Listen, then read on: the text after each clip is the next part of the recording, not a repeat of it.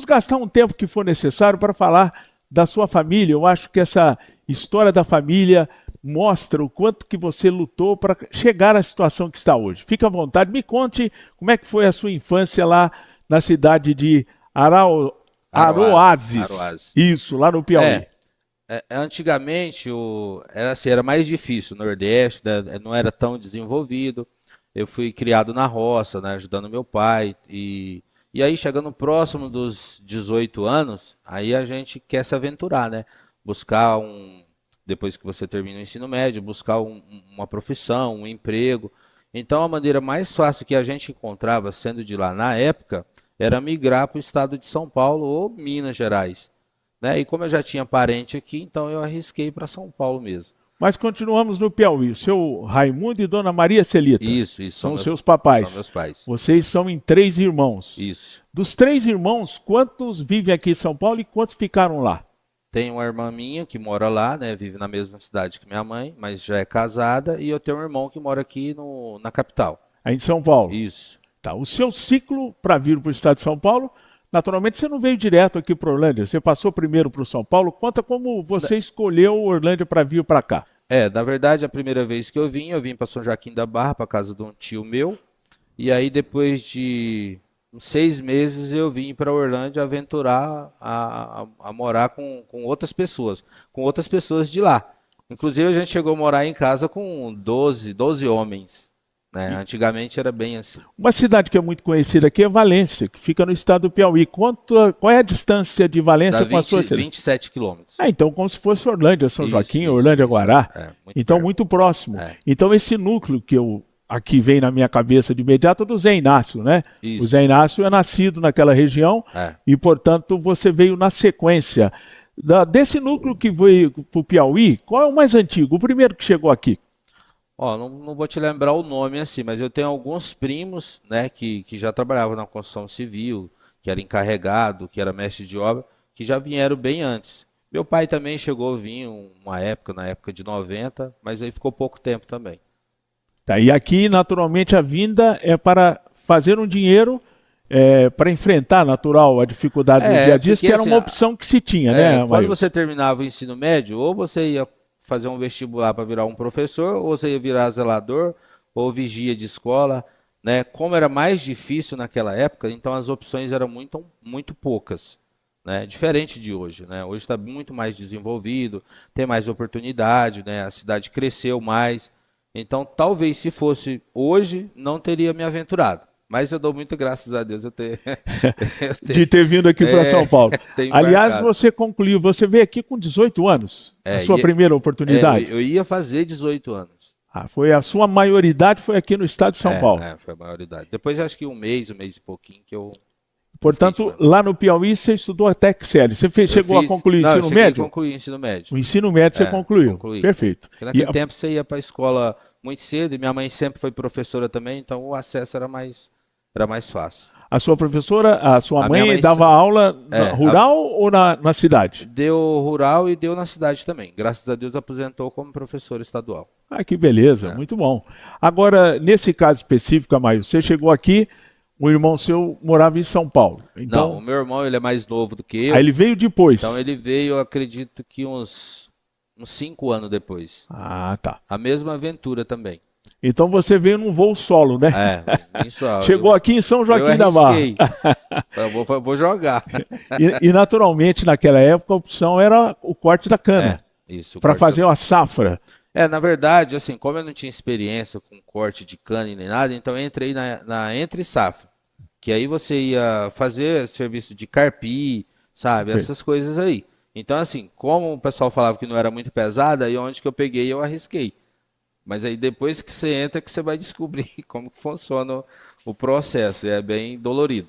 Na época, como eu não tinha experiência... É meio custoso, como diz o outro. Não, é muito sério. E tanto é que depois você evoluiu no sentido de buscar outras alternativas, né? Na verdade, eu fiquei os 6 primeiros meses, né? E aí voltei para lá, fiquei 13 meses lá. Aí eu me aventurei de novo, aí já fiz uma safra inteira como cortador de cana mesmo. Aí fiz uma safra, depois fiz uma outra safra, e aí na metade da terceira eu voltei para lá. Aí fiquei mais um mês, aí depois desse um mês eu voltei, mas já para entrar na construção civil. Então, efetivamente, aqui em Orlândia, há quanto tempo você está? 22 anos. 22 anos. 22 anos. Você chegou aqui e morava junto com outras pessoas em Orlândia? Era. Com primos, sabe, amigos, porque antigamente, assim, existe até alguns filmes que falam que o povo do Nordeste é tudo parente, né?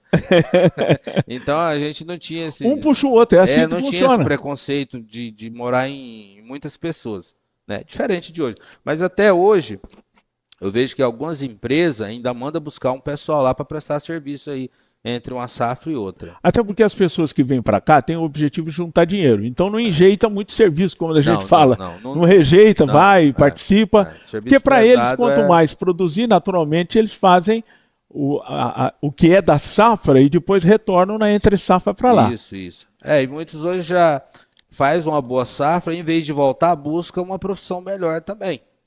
Entendeu?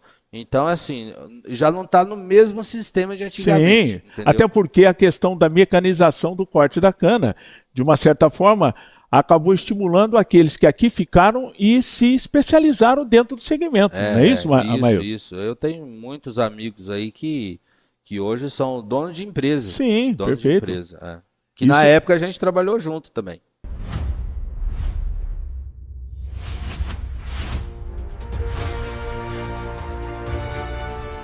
Outros documentários de emissora já mostraram, mas a gente quer ver de você uma leitura aqui para nós, aqui de Orlândia. A sua origem em Sertãozinho, como você nasceu em Sertãozinho, fale da sua vida. Não, eu nasci em Nova Módica, Minas Gerais. Quando eu tinha 2 aninhos, meus pais vieram para Sertãozinho para trabalhar na lavoura, no corte da cana. É importante dizer que também o estado de Minas Gerais é a região norte de Minas? É, bem norte. Então, bem ao norte de Minas norte. Também oferecia naquela época mão de obra canavieira. Então você veio junto com a sua família, é isso? Meu pai veio, trabalhou 1 ano, ganhou dinheiro e voltou para buscar minha mãe já com 3 filhos. E chegando em Sertãozinho, eu sou de uma família de 9 irmãos. Né? E desde cedo não foi nada fácil, porque naquela época não tinha creche para deixar as crianças, os filhos. E aí minha mãe levava todos para a roça. E eu, por ser a segunda, uma das mais velhas, eu aqui cuidava dos meus irmãozinhos. Então, quando a minha mãe vinha amamentar eles, eu ia lá chacoalhar o amendoim. E quando ela voltava a trabalhar, eu ficava olhando meus irmãozinhos na caixa de papelão. Então, 3 vieram já de Minas e 6... nasceram em Sertãozinho. Como diz assim, gerados na terra dos canaviais. Dos canaviais. Foram 9. Dos canaviais. Você, dentro da lista, né, de etária, de faixa etária, você era a primeira, a segunda, a terceira? A segunda. Primeiro meu irmão Jorge, eu a segunda, minha irmã Sebastiana a terceira, os 3 que vieram de Minas. E os outros 6 nasceram em Sertãozinho. São 2 mulheres e 7 homens. Em que ponto em Sertãozinho você começou a residir? No bairro Jardim Alvorada. Na Alvorada. Alvorada eu conheço inteira. bem. É perto da saída ali, aquele trecho extremo também da cidade. Tem a Coab, tem também lá o loteamento do Garcia, mas que fica do outro lado. E foi ali que você passou a sua infância? A minha infância foi toda ali. Até vivi minha vida inteira. A gente só mudava de casa, igual cigano, né?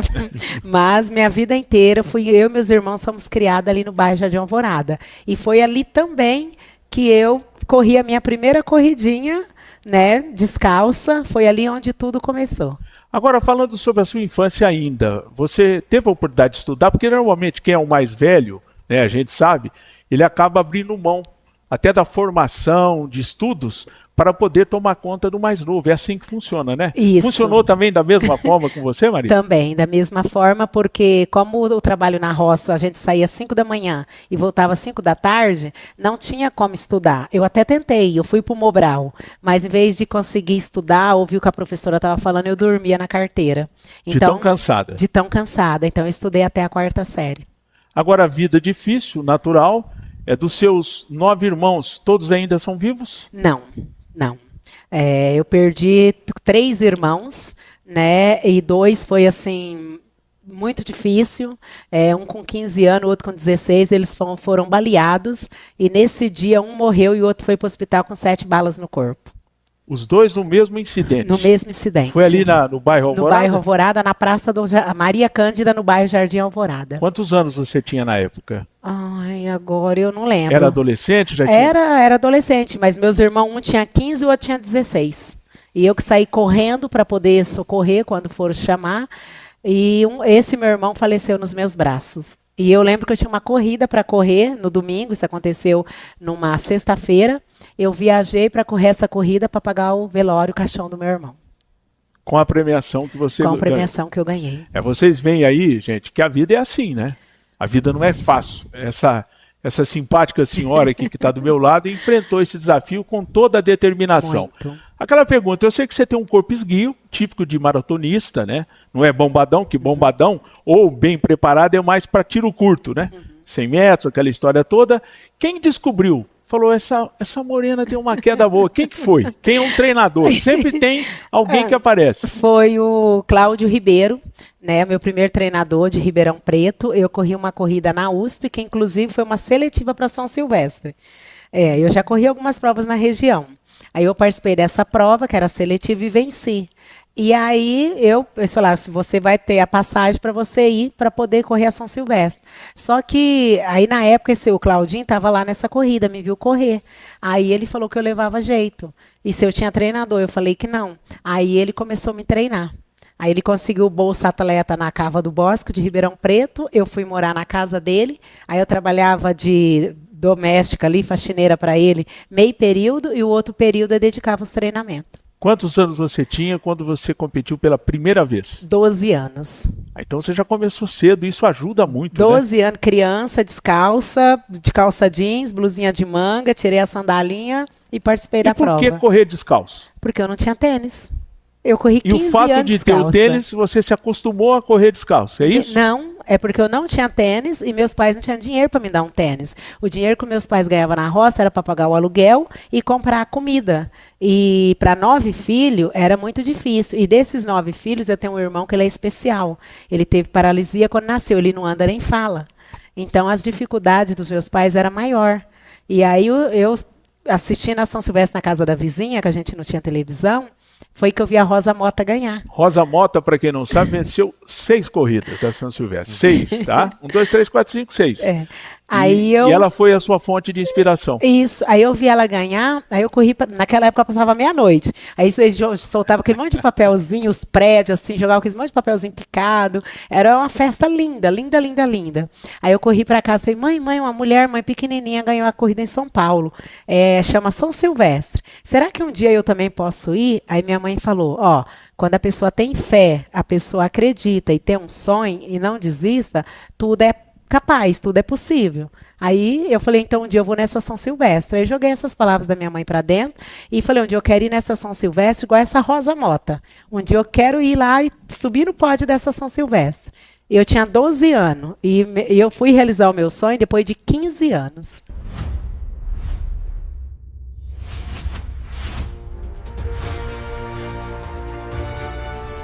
Quando é que os Junqueiras chegaram a Minas Gerais e quando eles chegaram aqui na nossa região? Pela pesquisa que eu fiz aqui no livro, muito bem escrito pela dona Adélia, né, Diniz Junqueira Bastos, eu pude perceber que tudo isso aconteceu ainda no século XIX. Sim, 1800 e poucos, né? Eu não sou bom, mas foi isso aí. Chegaram lá Aliás, vieram 2 portugueses e pararam primeiro na Bahia. E na Bahia desceram e se apaixonaram pelas terras. Que eles vieram, como todo português, vieram atrás de ouro e outra vida, né? E um ficou na Bahia e tem os parentes baianos que eu desconheço. E os outros vieram e desceram no Rio de Janeiro e foram para Minas Gerais. Então, na verdade, podemos a primeira conclusão que os Junqueiras, o solo pátrio deles, naturalmente, era Portugal. Portugal. E a gente sabe aqui, pelo que eu pesquisei, o senhor comentou comigo, que a chegada desse núcleo dos Junqueiras aqui de São Paulo, eles acabaram chegando em Cruzília, Minas Gerais. Onde fica Cruzília? Explica direito. Cruzília é perto de Caxambu. Mais conhecido é Caxambu, lá, Cruzília, e tem lá Aerooca, tem São Tomé das Letras, é lá. E foi nessa região. Lá é que eles fundaram a Fazenda Favacho, que é a origem da nossa família lá na Fazenda Favacho. Se eu não estou enganado, daqui a pouco nós vamos fazer também a história do Manga Larga. Existe algum animal da raça que tem esse nome, Favacho, ou não? Ou estou equivocado? Lá começou o Manga Larga, na Favacho. Perfeito. E depois é que eles vieram para São Paulo, atrás de campos mais férteis e mais limpos do que tinham lá. Lá tinha morro, aqui não tinha morro. Eles vieram andando, cavalgando com cavalo e trole, e chegaram aqui, pegaram a chuva na invernada. Então eles ficaram ali e puseram o nome de Fazenda Invernada. Só para contextualizar, então a origem, pelo que a gente nota aqui, o primeiro junqueira que chegou aqui na nossa região chegou em Batatais, Capitão Chico. Isso foi, portanto, no século XIX, Francisco Marcolino. O Capitão Chico já nasceu na Invernada, o pai dele, Francisco Antônio, que chegou. Perfeito. E ele nasceu na Invernada e morreu na Invernada também. No caso específico, a chegada em 1829 em Batatais, o nascimento de um deles foi em Batatais e naturalmente faleceu em 1887 na Fazenda Invernada. Para quem não sabe, pessoal, a Fazenda Invernada é aquela fazenda que fica muito próximo da usina Vale do Rosário. Sim. Explique direitinho, foi ali então que foi o primeiro núcleo. Aliás, o próprio Coronel Francisco Orlando nasceu na Fazenda Invernada e faleceu também na Fazenda Invernada, aqui em Orlândia mesmo. Não, né? Ele faleceu acho que aqui em Orlândia, não foi na Invernada não. Mas natural, nasceu em Orlândia e faleceu em Orlândia. Faleceu em Orlândia. Naquela época, senhor Roberto, os seus antepassados dizem, e é natural, que as terras estavam livres. Haviam os indígenas, mas naturalmente que não era muito comum se ter ainda de uma quantidade muito grande. Como é que foi essa chegada e o processo de desbravamento dessas terras? Eles tem várias conversas que eu já ouvi que eles vieram já destinados a parar na Invernada, entendeu? Mas dizem que foi por causa da chuva. Vieram dois cunhados, o Francisco Antônio e o outro que foi para Uberaba. E parou, fixou um aqui, que é o pai do Capitão Chico, e o outro cunhado foi para Uberaba. Uberaba lá perto do Rio Grande, ali, pulando o Rio Grande na Fazenda Melancias. Aliás, sobre esse episódio de ter Junqueiras e Uberaba, o Maninho, que é também primo dos senhores e é da família, me disse que justamente uns vieram para cá e outros vieram para Uberaba. Foram para Uberaba. O Maninho é da origem que já veio para Uberaba, que é o Coronel Francisco Orlando, que é o filho do Capitão Chico, que fundou Orlândia. Ele casou-se com a minha bisavó Genoveva, que era de Uberaba, era prima dele. Então a Genoveva da igreja Santa Genoveva foi esposa do Coronel Francisco Orlando. Daqui a pouco nós vamos trazer detalhes. Portanto, ela nasceu em Uberaba. Nasceu em Uberaba. Desse núcleo também da família. Da família, são todos parentes nossos. Agora, é notório e a gente percebe que há um casamento entre parentes, né?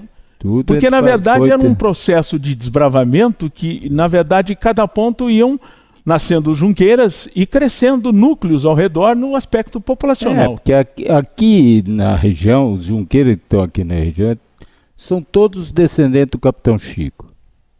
Então o Capitão Chico teve o Coronel Francisco Orlando, o Capitão Antônio Olinto, teve o Sumarico de Nijunqueira, o Magino de Nijunqueira, a tia Delina, tia lá do Agudo, que era dona do Agudo, tinha várias mulheres e esses 4 homens. E cada um se fixou numa fazenda quando da morte do Capitão Chico, né? Então a gente sabe que o senhor é bisneto do Coronel Orlando, né? Sou bisneto. O núcleo da família é o Coronel Orlando com a Dona Genoveva. A Dona Genoveva morreu precocemente, né? Em 1905, antes inclusive da fundação de Orlândia. Foi. Ela morreu aí na Boa Vista, onde eu moro, né? Fazenda Boa Vista, pessoal, essa que é a mais antiga aqui próximo de Orlândia. Para quem vai para o Jardim Boa Vista, do lado direito, aquele núcleo, uma fazenda que foi Aliás, a primeira fazenda aqui, próximo a Orlândia. A Invernada foi a mãe, mas a Fazenda Boa Vista tem também esses pontos, como tem a Boa Esperança e também outras fazendas. Então, mas a Boa Vista era a residência do Coronel Francisco Orlando. Perfeito. E ele tinha os filhos dele, que era o tio João, tio Acácio, tio Edmundo, tio Tão, tio Sebastião, e a tia Judite, e o meu avô, que era o Francisco Marculino, também que era o nome do Capitão Chico. E o meu avô morreu muito cedo. O meu pai, na época, tinha 1 ano e 11 meses, e o tio Geraldo tinha 11 meses, os dois, que ele morreu.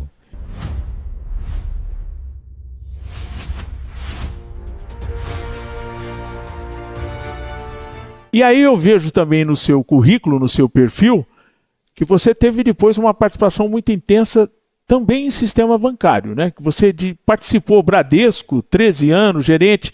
Me conte como é que foi a sua trajetória já inserido nessa parte de bancos, né? De agência bancária como um todo. Sim.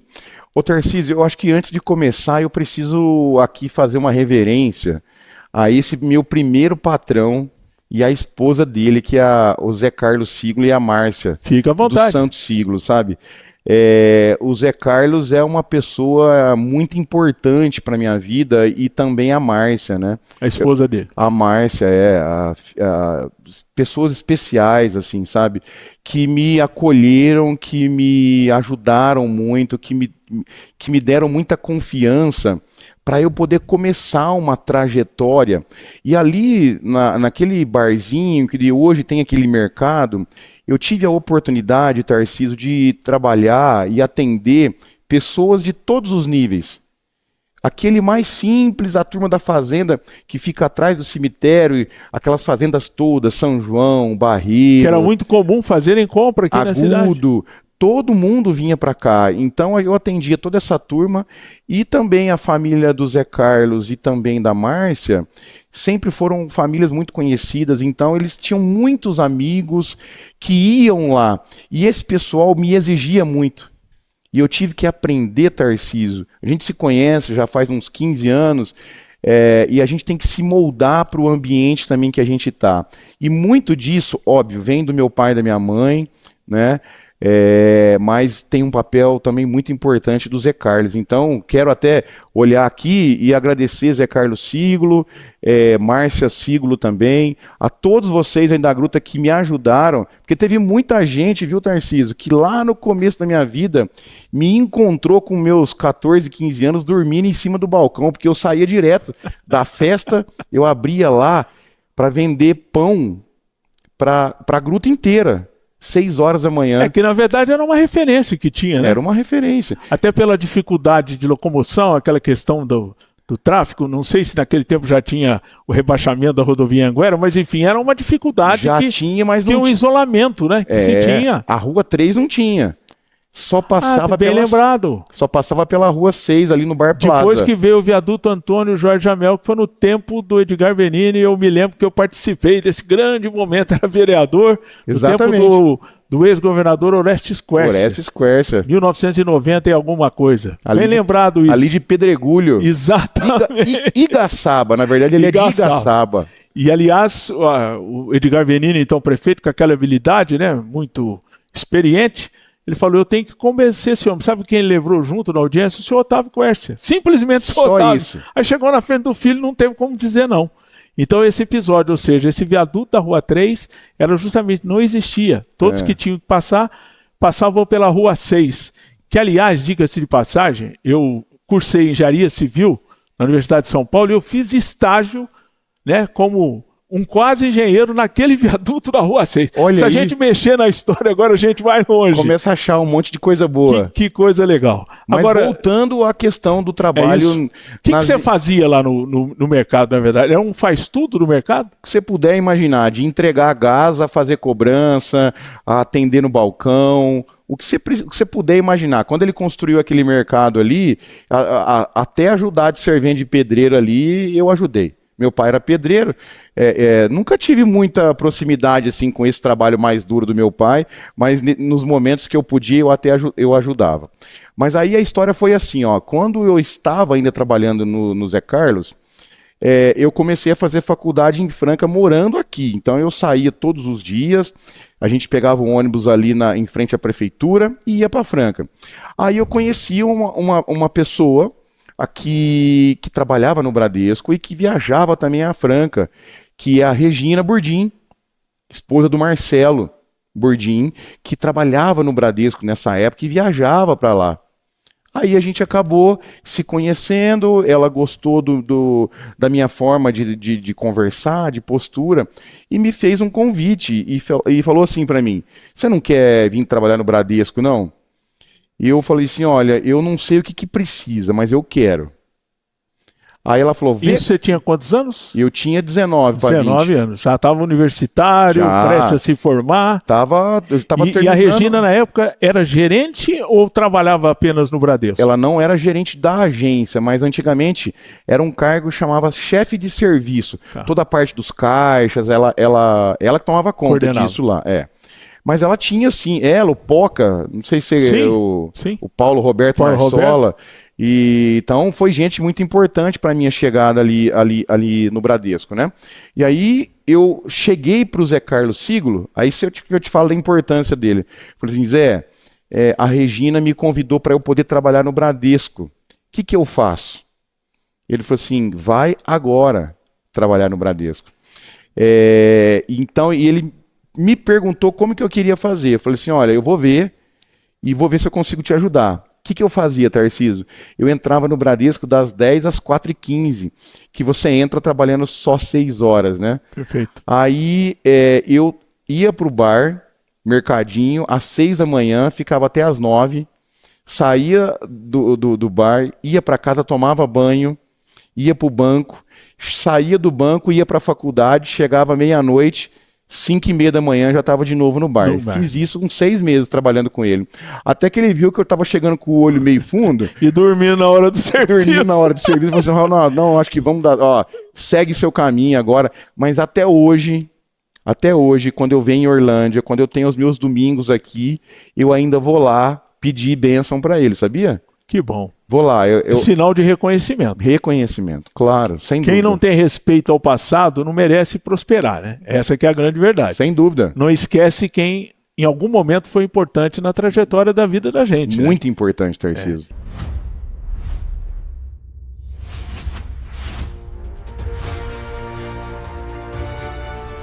Teu pai veio para a região em que ano? Só para a gente contextualizar. Meu pai veio para trabalhar para a antiga Elmo. Que era Somal. Exato, do César, né? Sim, Cesare Agosti. Cesare Agosti, Labori in Trabalho, sim. E aí ele vindo para cá, mas a sua família durante certo tempo e a sua própria mãe eram católicos, né? Sim. Eu lembro de você, Coroinha. inclusive a bordo de bater o sino da igreja. 6 horas da manhã, acordei. Esse é o cara que nos acordava, Isso, acordei as famílias Manso, Sim. Alves. Todos. Isso, Massaros. A cidade tão pequena, o sino era ouvido na Vila Marcucci. Isso mesmo. Então, justamente em 1963, isso. E aí foi a sua mãe a primeira a se converter. A minha foi, exatamente. E nesse bloco, e agora que nós vamos chegar, dê a relação de todos os seus irmãos. Pois não. A Darcy Nunes, professora, hoje residindo em Nuporanga, ela, no momento da vida dela como professora, depois de lecionar em várias fazendas da região, ela mudou-se para São Paulo e, em Guarulhos, ela foi professora, idealista, cruzou o que hoje se diz, né, comunidade, sob a proteção dos líderes destas comunidades, para que ninguém fizesse mal à professora que cuidava dos seus filhos. Então ela se tornou uma coordenadora educacional e, quando aposentada, mudou-se para Nuporanga e já também como evangélica, um pilar da igreja que se iniciou em Nuporanga. O Adilson, É o Jovito, ao radialista, qual toda, São Francisco Nunes. toda a cidade chama de Jovito, o rapaz da comunicação, o que começou a chamar Orlândia de Orlô. E tinha os programas na nossa antiga rádio. Exatamente. Muito assistido, de grande prestígio. O Jovito, como jornalista formado pela FAAP em São Paulo, foi para a França. Faz tempo que ele está lá, né, meu? Faz tempo que ele está lá, tá bem? O Jovito mais Adilson, por nome, apelido Jovito, ele já está na França há praticamente 49 anos. Há mais de 50 anos, me perdoe. Agora, na sequência depois, quem vem? Sou eu. Perfeito. Milton, o terceiro. Eu sou o terceiro beirando perigosamente a marca dos 70 anos. Não, na marca. Na marca, na no marca, próprio. desde o 26 de dezembro passado. Ótimo. E graças a Deus, com toda a vibração, entusiasmo e pronto para qualquer tarefa, seja reforma de igreja, pintura. Você põe a mão na massa? Eu arregaço a manga e ponho a mão na massa. Nessas últimas 3 semanas, nós mesmos estamos pintando. Acabamos porque o evento da celebração de 50 anos de nossa igreja está em pleno andamento. Quando falarmos tchau para você e eu lhe der um afetuoso abraço com a produção também, vamos pegar a Anhanguera rumo ao culto às 19h30 nessa noite. Depois na sequência, então, depois de mim vem o José Mário. Grande Zé Mário, também chamado de Jovito. Jovito. E, na verdade, aquele que mais se parece mesmo com o meu pai. Tem um Lava Rápido ali, sim, na 3, tá bem? Na Avenida 3, o José Mário. Depois do José Mário, a Ló, a Filomena. Depois dela, agora vem, atenção pessoal, anotem, agora vem o único Jovito na família. O próprio. Mas Jovito Donizete Nunes em Portugal, há 30 anos. 30 anos em Portugal. Como missionário do Evangelho. Que cidade que ele mora? Ele mora em Torres Vedras, mas ele dirige 2 igrejas, Tarcísio. Uma ao norte de Lisboa, cerca de 1h30, Fernão Ferro, tá bem? Uma província comunista, como se permite em Portugal, sim, que cada província adote sua ideologia. Ele retorna, cruza Lisboa e depois, por aproximadamente 1h40, ele vai para Casalinho de Alfaiata, onde ele dirige a outra igreja. Esta sim, onde ele tem tido um maior grupo. E o Duque já visitou lá também, esse trabalho 2006. dele. Tá bem? E depois do Jovito Donizete, no entanto apelidado de Júnior, aí vem a Cida, Maria Aparecida, aqui da cidade, sim, abraçou sua esposa no restaurante Santa sim. Rita no domingo, quando nos encontramos, sim, conhecida na cidade, tá bem? E depois da Cida, quem vem? Beto Nunes. A Rapa do Tacho, a Rapa do Tacho. Torcedor do Santos. Aliás, todos nós. Todos vocês? Exceto o Adilson, o rebelde. O francês. O seu pai era santista? São Paulino. Deve ser por causa dos tempos do Pelé, né? 50, nós santistas 60, por causa do Pelé. Perfeitamente. Exato. Vi vários jogos dele.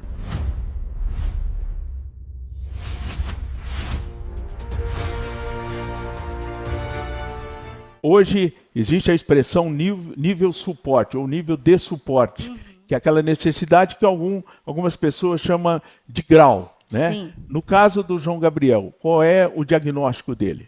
Hoje ele é do espectro autista, né? Só que ele não tem um grau fechado.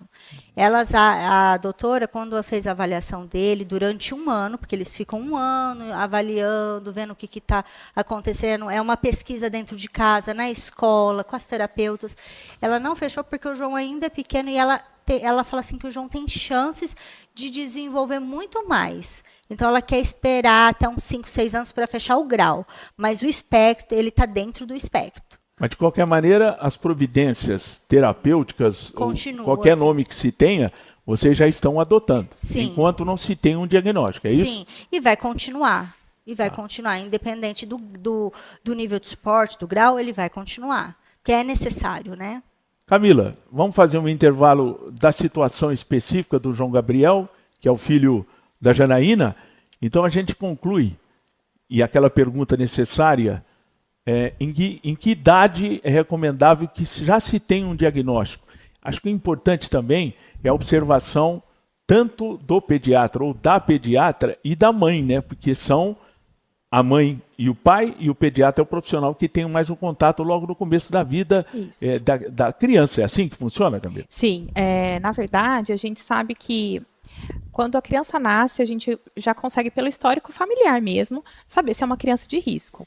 Então, assim, como foi aquela gestação, se é uma criança, uma mãe, né, que teve sobrepeso, se teve depressão durante a gestação, precisou fazer uso de algumas medicações ali, que determinam um risco pro nascimento, né? Essa criança nasceu baixo peso, como foi esse parto, né?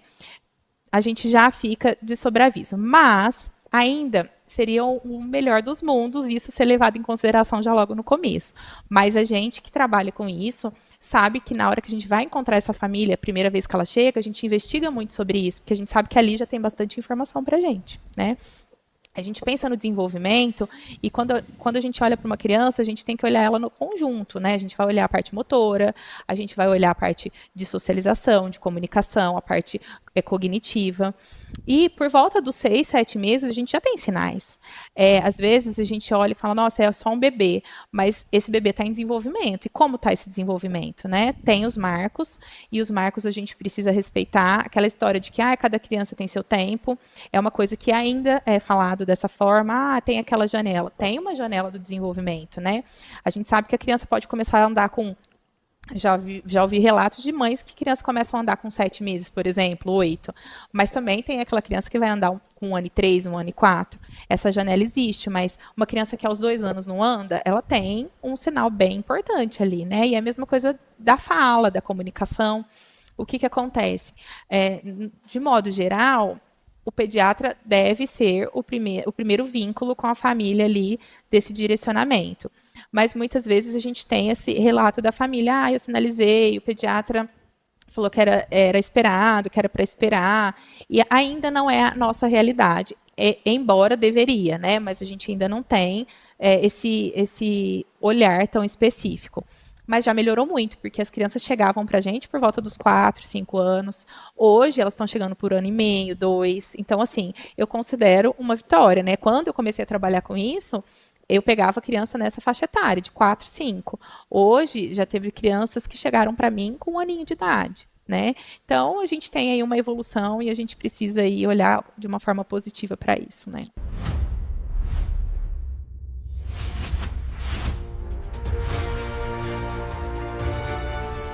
Agora, Guerra, o seu lado muito conhecido é esse lado musical, né? E a gente está aqui com você com muita alegria, que afinal de contas, como ele tem uma história de vida bastante interessante, nós vamos passar por várias etapas, né? Isso. Eu sei, por exemplo, que lá no sítio dos Guerras, parece que a sua mãe gostava de cavaquinho, alguma coisa. Conta essa história do cavaquinho. A minha mãe nunca tinha tocado cavaquinho. Aquilo foi até gozado aquele negócio lá. Não tinha, ela nunca pegou um cavaquinho.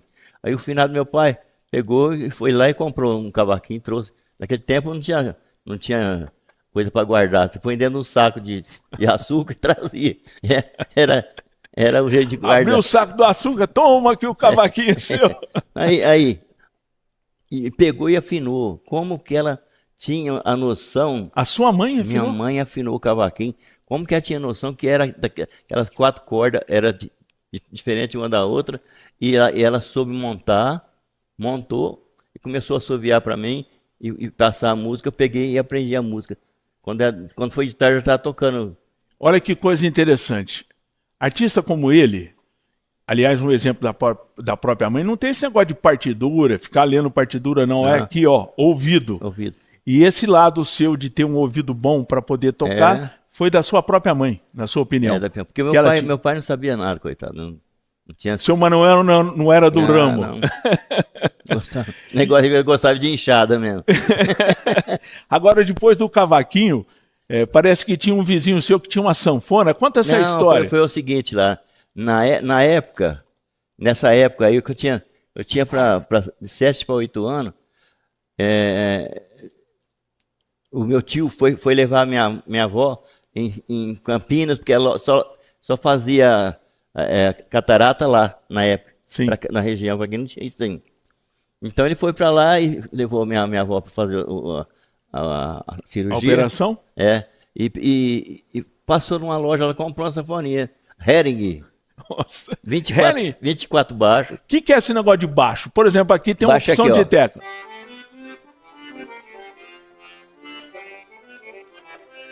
Essa Scandale, que foi um presente do Chico Sanfona, salgou do seu Francisco Junqueira, Chico Junqueira. E essa daqui tem quantos baixos, você falou? Ele tinha umas pancadas que era fodidas. O Chico Junqueira chegava assim, Carlão, ô Carlão. Isso para o Banco Itaú, ele entrava na agência do Banco Itaú. Foi a época que eu conheci lá, né? Ele falou, Carlão, o Guerrinha vai comigo até a Vale do Rosário, nós vai trazer um pouco de dinheiro para fazer um depósito na conta corrente, nada. Nós estávamos indo para fazenda. Para tocar. Comer frango caipira. Comer frango caipira, aquela coisa. O seu Chico com aquele jeitão, pitando um cigarrinho. Nossa, assim. Chico Sanfona, seu Chico Junqueira. Queimava tudo a roupa ficava tudo furada, você lembra? É uma pessoa que tinha... E ele tinha esse costume de presentear as pessoas com algum instrumento, alguma coisa. Agora, voltando à história dos baixos, né? Esse acordeon, ele ganhou do seu Chico Junqueira, tá? Agora, se você pegar aqui, quantos baixos tem esse acordeon? Até que eu tenho 45. E aquela... Aqui é o solo, e né? aquela sanfoninha Hering, quantos baixos tinha? 24 baixos. 24. Era uma sanfonia menor. Eu falava assim, meu tio tá nheque, não saía música de jeito nenhum, né? E eu de lá de cima, eu falei assim, eu pegar ela hoje lá, eu já vou tocar uma música nela. Já tava... Por seu tio morava também ali perto no sítio, você ficava escutando o homem. Morava aqui, 100 metros longe da minha avó. Aí eu troquei, meu pai falou assim, mas você trocou aquela vaca e o bezerro? Eu falei, troquei, ué. Mas dá para comprar 3 sanfonas, então eu comprei já. Comprei uma. Você vendeu uma vaca e um bezerro para comprar para comprar a sanfona do meu tio. Aí você comprou a sanfona dele e já levei para cá. Levei na quinta-feira, quando foi no sábado já estava tocando lá. Só no ouvido. Qual foi a primeira música que você lembra que você tocou? Toca aí para nós. A primeira, ou uma das primeiras. Era mais ou menos, muito antiga, né?